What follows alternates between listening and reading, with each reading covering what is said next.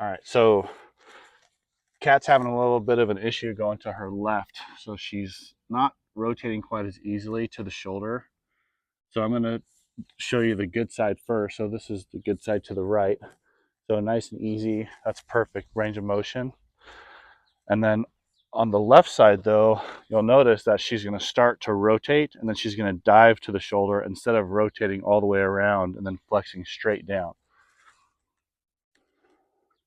See that, how she just dives? So this is an issue with mid to lower cervical rotation. So I'm going to adjust her neck down here, see if I can find where that restriction is, and then recheck her.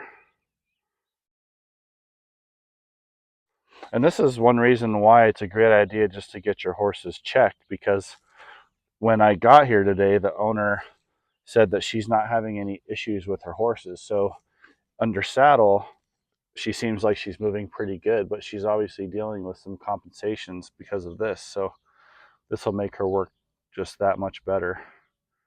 So it's right there, right at C4, so the fourth vertebrae. Oh, there we go. Good girl.